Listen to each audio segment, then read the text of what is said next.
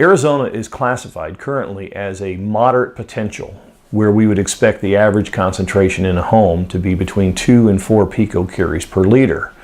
Currently, EPA's safe level is 4 picocuries per liter. Now, that shouldn't mean that there are not areas where we would expect to see concentrations above that 4. In reality, we have mitigated homes in Arizona in all parts of the state. We have mitigated homes in just about every city in the valley, from Queen Creek to Surprise, from Litchfield Park to Cave Creek. It doesn't matter where you're at. You could expect that 1 in 8 or 9 homes would be above EPA's safe level of 4 picocuries per liter. Just because EPA says 4 is a safe level, you need to keep in mind that radon causes lung cancer, and there is no safe level. They just use 4 for real estate transactions.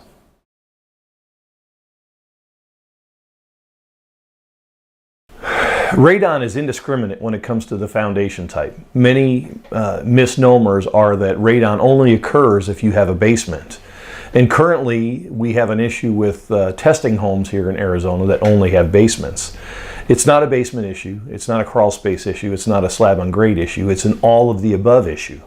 Wherever you have a building that's in contact with the ground, because keep in mind, radon comes from the soil that's in the ground. Okay, so it's coming from uranium-laden soil, and that's common just about anywhere here in Arizona. So once the building is in contact with the foundation, you have a potential for radon to be a problem, regardless of your foundation type. So, and going back to how does radon get into the building? Radon gets into the building through cracks and openings in your slab, and there are many of them, and a lot of them are hidden and we don't know they're there. So they're allowing radon into your home through your foundation or your slab or your crawl space. So don't think that radon is a basement problem only.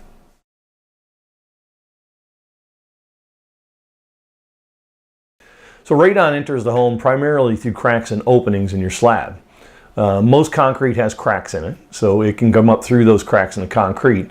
There's a big crack that goes all the way around the perimeter in most cases, depending on your foundation style, that allows radon in. There's openings around every pipe penetration that goes through your slab, and there's usually one that's fairly good size underneath your bathtub that's put there so that they can put your plumbing in. Whether that's sealed or not is usually a giant question. However, these entry points allow radon to enter your home pretty freely.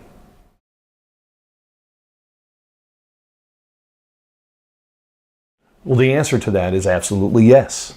During your inspection period, you'll have a home inspector there that's doing a routine inspection of various components of the home, and you have usually 14 days in that inspection period to get your house tested for radon.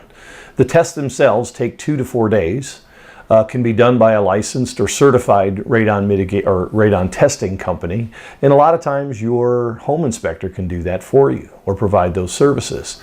And you definitely want to get it tested during that period so that if there is a problem, that can become a negotiation point during the sale of the home. Is it the seller's responsibility to pay for that, or is it your responsibility to pay for that? Or how do you determine who's going to take care of that radon? But that's always better than getting surprised after you buy the home and have to front the cost 100%.